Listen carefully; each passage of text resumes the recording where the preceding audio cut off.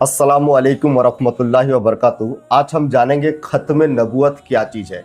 हमारे साथ में आज मौलाना गानिम साहब कासमी दामत बरकातुहू उड़ीसा से तशरीफ़ लाए हैं।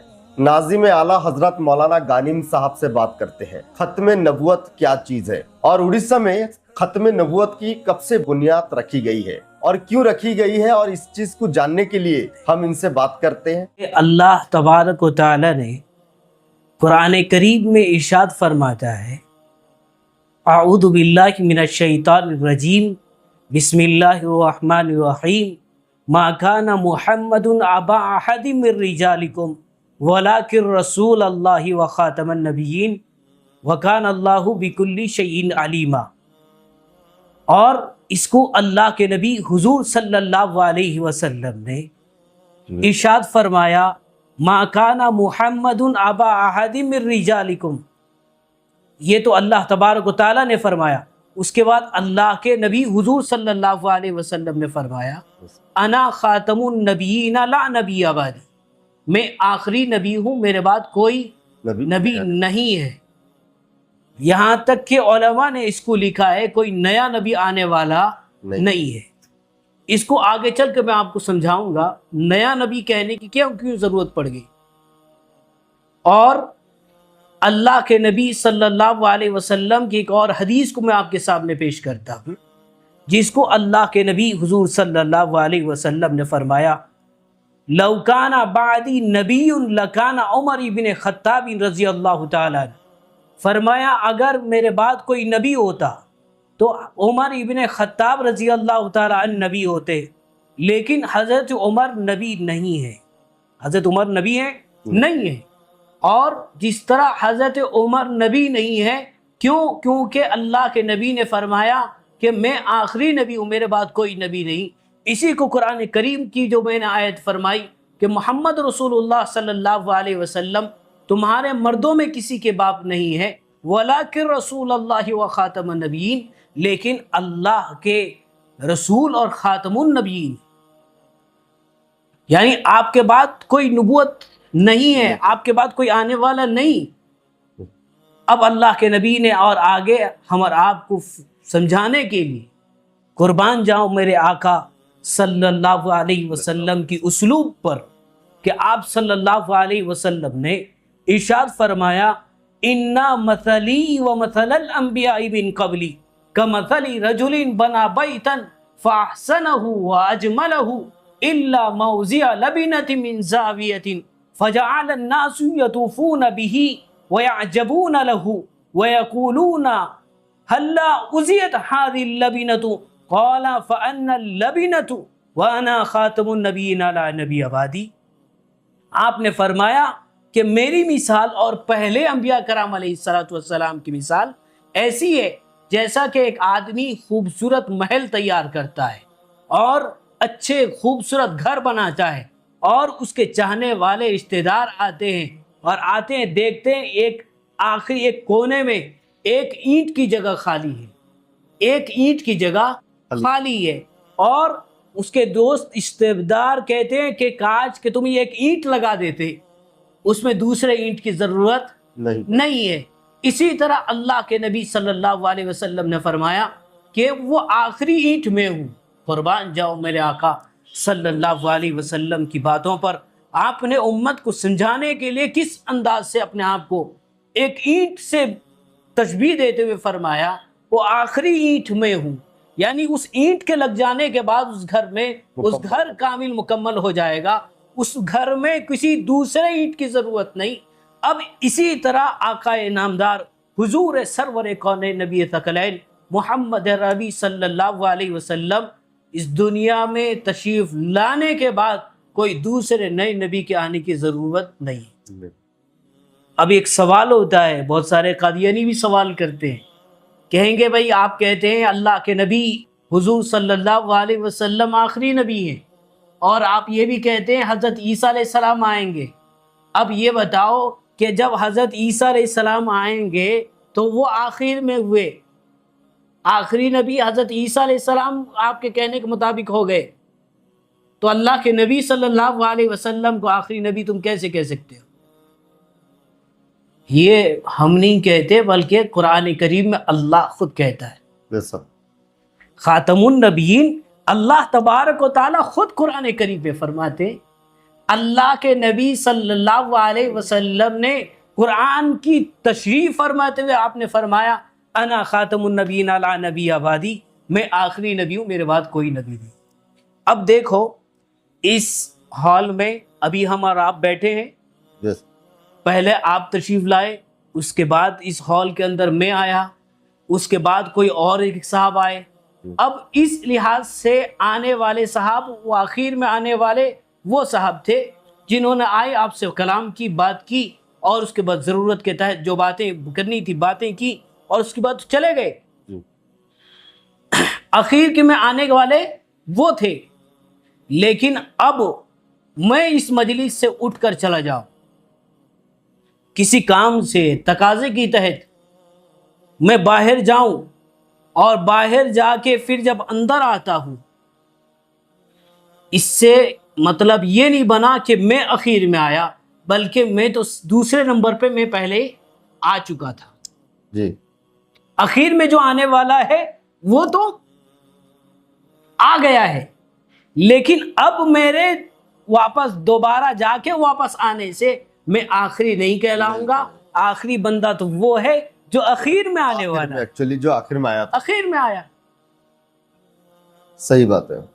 اب اسی طرح اللہ کوئی کہتے ہیں کہ حضرت عیسیٰ علیہ السلام جو آئیں گے وہ آخری نبی ہو جائیں گے. نہیں، اس اعتبار اس بات کو سمجھانے بولنے کا مطلب یہ کہ اس بات کو جان لیں، کیونکہ حضرت عیسیٰ علیہ السلام وہ پہلے آ چکے ہیں اور پہلے نبیوں کی فہرست میں آ چکے ہیں. اب یہ جو بھی وجہ ہے وہ ایک لمبا ٹاپک ہے، اس پر اگر بات کروں گھنٹے بیت جائیں گے. قرآن کی احادیث اور اللہ کے نبی حضور صلی اللہ علیہ وسلم کی جو حدیث متواترہ، اس کو اگر میں ثابت کرنے لگوں بیان کرنے لگوں گھنٹوں بیت جائیں. بے شک. لیکن وہ ایک موضوع نہیں ہے. ابھی ہمارا موضوع آپ کا سوال ہے ختم نبوت کیا چیز ہے. کیا چیز ہے؟ اسی چیز کو بتلانے کے لیے کہ اللہ کے نبی صلی اللہ علیہ وسلم آخری نبی ہیں، آپ کے بعد کوئی نبی نہیں ہے. نہیں ہے. اللہ کے نبی آگے اور آپ نے امت کو پیشنگوئی فرمائی. کیا فرمایا؟ اللہ کے نبی نے فرمایا یاد رکھو میرے اس امت میں انہو سیکون فی امتی 30 کذابون دجالون وکلہم یزعم انہو نبی وانا خاتم النبیین لا نبی آبادی. اللہ کے نبی صلی اللہ علیہ وسلم نے فرمایا اے لوگو یاد رکھو میرے اس امت میں 30 ایسے کذاب پیدا ہوں گے، 30 ایسے کذاب جھوٹے پیدا ہوں گے جو اپنے آپ کو نبی کہیں گے. یاد رکھو وہ جھوٹے تو ہو سکتے ہیں لیکن نبی نہیں ہو سکتے. تم وہ اپنے نبوت کا دعویٰ کریں گے، اگر تم ان کو نبی مان لیے تم نے دنیا کو بھی ختم کر دیا، اپنی آخرت کو بھی ختم کر دیا، سب کچھ تباہ کر دیا. کیونکہ تمہارے اندر ایمان کی جو نور تھی وہ نکل گئی. جس کے اندر سے ایمان کی نور نکل جاتی ہے اس کی دنیا بھی خراب ہے، عاقبت بھی خراب ہے اور نہ اس کی دنیا کے اعتبار سے دنیاوی زندگی صحیح ہے، نہ آخرت میں کل قیامت کے دن اس کے لیے صحیح ہو سکتی ہے. اللہ کے نبی نے فرمایا تھا. اب دیکھو اللہ کے نبی صلی اللہ علیہ وسلم دنیا میں تشریف فرمائے، مسیلمہ کذاب نے نبوت کا دعویٰ کیا اور کہا کہ اللہ کے نبی محمد صلی اللہ علیہ وسلم اللہ نے آپ کو نبی بنا کر بھیجا، لیکن آدھے دنیا کے لیے آپ کو بنا کر بھیجا، آدھے دنیا کے لیے مجھے بنا کر بھیجا.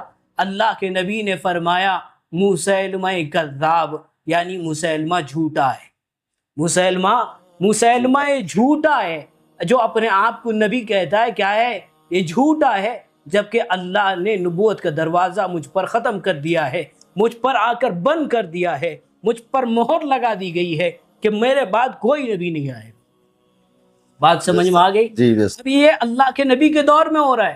اللہ کے نبی نے فرمایا کذاب ہے، جھوٹا ہے. کذاب کہتے ہیں مہا جھوٹا، بڑا جھوٹا. اس سے بڑھ کر اور کوئی جھوٹ نہیں ہو سکتی. اسی لیے کیونکہ اللہ پر اور اس کے صلی اللہ علیہ وسلم پر اور آپ کی وحی پر سب کو جھٹلاتا ہے، نبوت کا دعویٰ کر دی۔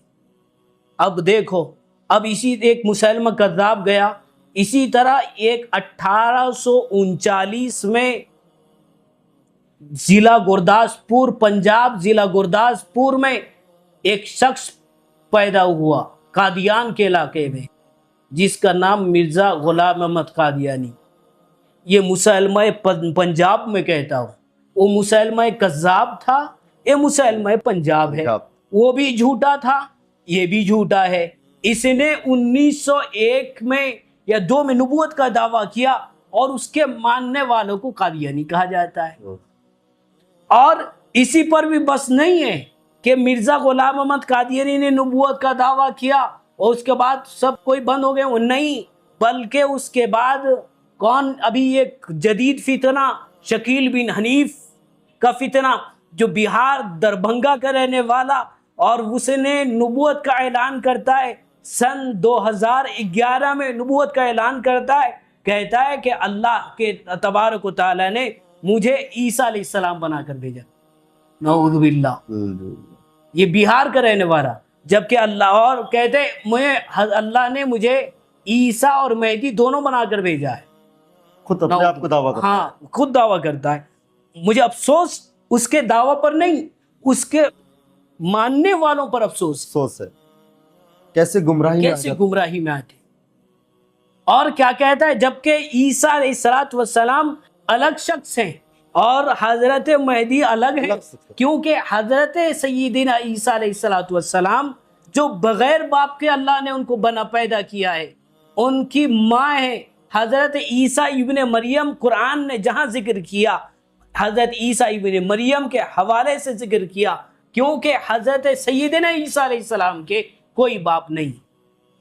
اور اسی طرح حضرت مہدی، یہ الگ چیز ہے، مہدی ان کا لقب ہوگا، ان کا نام محمد ہوگا۔ کیا نام ہوگا؟ محمد ہوگا۔ اور یہ شکیل کذاب کیا کہتا ہے، یہ بھی مرزا غلام احمد قادیانی کا نقل کیا، چوری کر رہا ہے۔ نبوت کے اس نے جو دعویٰ کیا تھا، اس کو جو علماء نے گرفت کیا ہے۔ قادیانی آج بخلا رہے ہیں، کیونکہ علماء سے ان کو گھبراہٹ ہے، کیونکہ یہ علماء جب تک زندہ ہیں، یاد رکھو، یہ کسی بھی ہر محاذ پر ایک کھڑے رہیں گے۔ کچھ دن پہلے بنگلور میں بھی شکیل بن حنیف کا بہت بڑا چرچا ہوا، اور یہاں بھی گرفتار کیا گیا ان لوگ کو۔ کچھ لوگ ہوتے ہیں اکثر، ابھی ہمارے اڑیسہ میں، بھوبنیشور شہر میں، کٹک میں، جو مختلف ذرائع سے معلوم پتہ چل رہے ہیں، اور یہاں تک کہ پوری کے علاقے میں شکیل بن حنیف کے لوگ کام کر رہے ہیں۔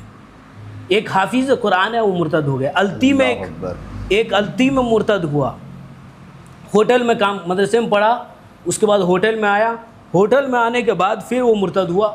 شکیل بن حنیف کو حضرت عیسیٰ علیہ السلام مان بیٹھا۔ یاد رکھو، حضرت عیسیٰ علیہ السلام کے باپ نہیں ہے، اور جو کہتا ہے کہ میں عیسیٰ علیہ السلام ہوں، وہ کذاب تو ہو سکتا ہے، عیسیٰ علیہ السلام نہیں ہو سکتا، کیونکہ قرآن کریم میں جس عیسیٰ علیہ السلام کا ذکر ہے، آنے کا ذکر ہے، وہ حضرت سیدنا عیسیٰ علیہ السلام کے نام کے ساتھ میں ان کی عیسیٰ ابن مریم کہا گیا ہے۔ کوئی کذاب، کوئی جھوٹا، کوئی مردود اپنے آپ کو آ کر عیسیٰ علیہ السلام نہ کہے، نہ بتلائے، اسی وجہ سے عیسیٰ ابن مریم کہا گیا۔ تو ایسے لوگوں کو تو بہت بڑا عذاب ہوگا۔ یقیناً ہوگا، وہ تو مرتد ہیں، دائرہ اسلام سے خارج ہیں، ان کا مسلمانوں سے کوئی واسطہ نہیں، ان کا مسلمانوں سے کوئی سروکار نہیں۔ آج کچھ لوگ کہتے ہیں، تعجب کریں گے، کچھ لوگ، میں آپ کو بتاؤں، کچھ لوگ کہتے ہیں کہ قادیانی کا اخلاق دیکھیے، قادیانیوں کا اخلاق دیکھیے، کتنا اعلیٰ اخلاق پیش کرتے ہیں۔ میرے بھائی یاد رکھو، یہ تمہارے ایمان کو، تمہارے اولاد کے ایمان کو خراب کرنے کے لیے کوشش کرتے ہیں۔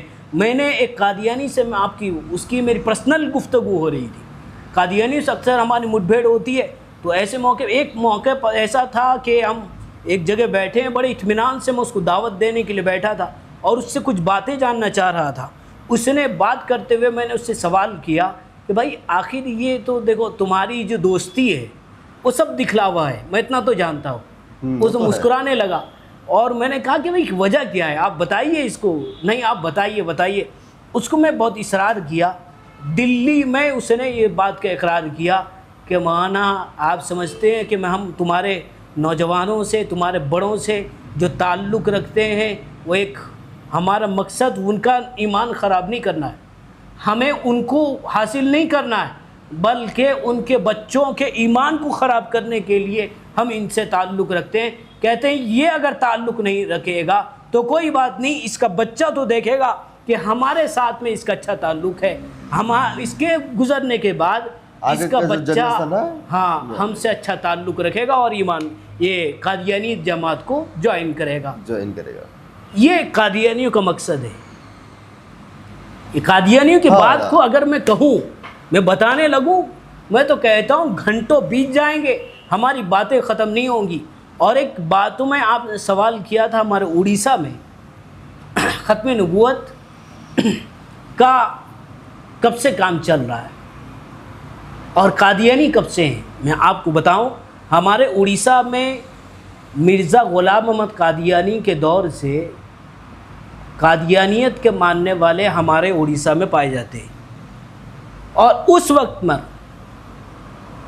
جو قادیانیوں کے زبان میں لگام لگانے والے تنہ تنہا اگر کوئی کھڑا ہوا ہے مرد مجاہد، وہ شیر اڑیسہ حضرت مولانا سید محمد اسماعیل کٹکی صاحب نور اللہ مرکزہ سابق رکن شورا دارالعلوم دیوبند، جو علماء دیوبند کے ترجمان، اور انہوں نے قادیانیوں کو اڑیسہ سے جوتا مارنا شروع کیا، ان کے سر پر لندن تک جا کر قادیانیوں کو جوتا مارتا رہے، ہر محاذ پر کھڑے رہے۔ قادیانیوں نے آپ کو دیکھ کر کپکپا جاتے تھے۔ ہمارے بڑے یہاں تک بیان کرتے ہیں قادیانی تو حضرت مولانا اسماعیل صاحب کی تصویر لے کے گھما کرتے تھے، جہاں پر دیکھتے اچھا یہ اسماعیل کٹکی ہے، پوری کتابیں چھوڑ کر فرار ہو جایا کرتے تھے، مناظرہ کرنے کے لیے آئیں، اگر ان کی نظر پڑ گئی حضرت مولانا اسماعیل کٹکی پر، کتابیں چھوڑی وہیں پر فرار ہو گئے، فرار اختیار کیا۔ میں نے اپنے بڑوں سے سنا ہے کہ اگر حضرت کی پیرانہ سالی میں اگر آپ کی طبیعت بہت زیادہ خراب رہی ہے اور اس کے باوجود مولانا ساجد صاحب رحمۃ اللہ علیہ، اللہ تعالیٰ ان کو غریق رحمت فرمائے، وہ کہتے ہیں کہ اگر مولانا اسماعیل صاحب کو تم اچھا کرنا چاہتے ہو، جا کر ان کے پاس کہہ دو کہ کوئی قادیانی آیا ہے، کسی قادیانی سے بات کرنا ہے، اور حضرت اس طرح کھڑے ہو جاتے تھے جیسے بیماری نہیں ہے، فوراً طبیعت ٹھیک ہو جائے۔ یہ ختم نبوت کا جوش آپ کے اندر، یہ اللہ کے نبی صلی اللہ علیہ وسلم سے کامل محبت ہونے کا نتیجہ ہے۔ یاد رکھو، اللہ کے نبی صلی اللہ علیہ وسلم سے جو شخص محبت کامل کرتا ہے، اس کو ختم نبوت کے کام کرنے اور اس کی عظمت کو سمجھنے کے لیے اللہ تعالیٰ راستہ کھول دیتے ہیں۔ میں بہت قیمتی باتیں میں آپ کو بولنے لگ گیا ہوں۔ یاد رکھو، ختم نبوت معمولی چیز نہیں ہے، یہاں تک کہ اگر کوئی علامہ نور شاہ کشمیری رحمۃ اللہ علیہ کہتے ہیں اگر کسی نے 1 گھنٹہ ختم نبوت کا کام کر لیا، میں اس کی جنت میں جانے کی ضمانت لیتا ہوں۔ ماشاءاللہ، اللہ اکبر، معمولی بات نہیں ہے۔ یہ ختم نبوت وہ کام ہے جس کو جو بھی کیا اس کو اللہ کے نبی صلی اللہ علیہ وسلم کی دیدار نصیب ہو جاتی ہے، معمولی بات نہیں ہے۔ اور یہ اللہ کے نبی صلی اللہ علیہ وسلم کی تاج ختم نبوت کی حفاظت کرنا، گویا کہ اللہ کے نبی صلی اللہ علیہ وسلم کی حفاظت کے لیے اللہ نے تمہیں کھڑا کیا، معمولی بات نہیں ہے، اور یہ معمولی کام نہیں ہے۔ یاد رکھو، علامہ انور شاہ کشمیری رحمۃ اللہ علیہ نے فرمایا کہ قرآن پڑھانا افضل ترین کام ہے، احادیث پڑھانا اور افضل ترین یہ بھی کام ہے، اور دینی خدمات میں لگنا افضل ترین ہے، لیکن ختم نبوت سے بڑھ کر کوئی دوسرا کام نہیں۔ مولانا حضرت فدائے ملت حضرت مولانا سید اسد مدنی رحمۃ اللہ علیہ سے اگر کوئی ختم نبوت کا کام کرنے والا جا کر آپ سے وظیفہ پوچھتا کہ حضرت کچھ وظیفہ بتلا دیں، میں تسبیحات کروں گا، اللہ اللہ کروں گا، حضرت کہتے تھے، حضرت رحمۃ اللہ علیہ کے جملہ تھا کہ بھائی تم جو کام کرتے ہو اس سے بڑھ کر کوئی وظیفہ نہیں، یہ معمولی بات نہیں ہے۔ اسی لیے میں کہتا ہوں آپ کے پلیٹ فارم سے، بادشاہ بھائی یاد رکھو، ختم نبوت کا کام وہ کام ہے، ختم نبوت کا کام وہ کام ہے جس پر اللہ کے نبی صلی اللہ علیہ وسلم کی سفارش واجب ہو جاتی ہے۔ میں ایسا یہ بھی نہیں کہتا کہ مدارس کا کام اچھا کام نہیں، یہ ہرگز نہیں ہے۔ مدارس کا کام ہے، قرآن کا پڑھنا پڑھانا کام ہے، یقیناً اچھا کام ہے، لیکن ختم نبوت یا اللہ کے نبی صلی اللہ علیہ وسلم کی ذات کی حفاظت کرنا یہ سب سے بڑا کام ہے، کیونکہ اگر تم نے ختم نبوت کی حفاظت نہیں کر پائے تم قرآن کی بھی حفاظت نہیں کر پاؤ گے۔ اگر تم نے ختم نبوت کی حفاظت نہیں کر پائی تم احادیث کی بھی حفاظت نہیں کر سکتے۔ اگر تم نے ختم نبوت کی بھی حفاظت نہیں کر پائی تم اپنے اسلام کی حفاظت نہیں کر سکتے۔ اگر تم ختم نبوت پر پہرا دو گے تو اسلام پر پہرا دو گے، اگر تم ختم نبوت پر پہرا دو گے تو قرآن پر پہرا دو گے، اگر تم ختم نبوت پر پہرا دو گے تو حدیث کی حفاظت کرنے کے لیے بھی اس کا پہرے دار بنو گے۔ اگر تم ختم نبوت کی حفاظت کے لیے کھڑے ہوگے، یاد رکھو صحابہ کرام کی تحفظ اور صحابہ کرام کے ناموس کی آپ کے تحفظ سب کی آپ سب کام کر لو گے اگر تم ختم نبوت کا کام کرتے ہو۔ اسی لیے میں کہتا ہوں ختم نبوت کا کام اگر تم نہیں کر پاتے ہو تو اللہ ایسا نہ کرے تم یاد رکھو ان کے کام میں روڑے ڈالنے والے نہ بننا۔ مجھے ڈر ہے اس بات کا، اگر کوئی ختم نبوت کے کام میں روڑے ڈالتا ہے، رکاوٹ کی کوشش کرتا ہے، کوئی پلاننگ بناتا ہے، وہ ختم نبوت کو پلاننگ نہ کرے، بلکہ اگر وہ پلاننگ کرتا ہے کہ بھئی وہ فلاں آدمی ختم نبوت کا پروگرام کرتا ہے وہ میرا دشمن ہے، یاد رکھو اگر تمہاری دشمنی ہے تو ہے، یقیناً ہے، تمہاری اس کی ذات سے اختلاف ہے تو ہے، ہو سکتی ہے، لیکن اگر وہ ختم نبوت کا کام کرتا ہے تم اس کے ساتھ میں اس کے کام میں روڑے نہ ڈالو۔ اگر تم نے رکاوٹ ڈالی مجھے ڈر ہے کہ تمہارا ایمان سلب نہ ہو جائے، تمہارا ایمان چھن نہ جائے۔ کیونکہ تم نے اس کی دشمنی نکالنے کے لیے آقا نامدار حضور صلی اللہ علیہ وسلم کے نام سے آپ کے نام کی تحفظ کے خاطر جو کام ہو رہا تھا تم اس کا کام کو بنانے کے بجائے بگاڑنے کی کوشش کی، اللہ تمہارے ایمان کو بگاڑ دے۔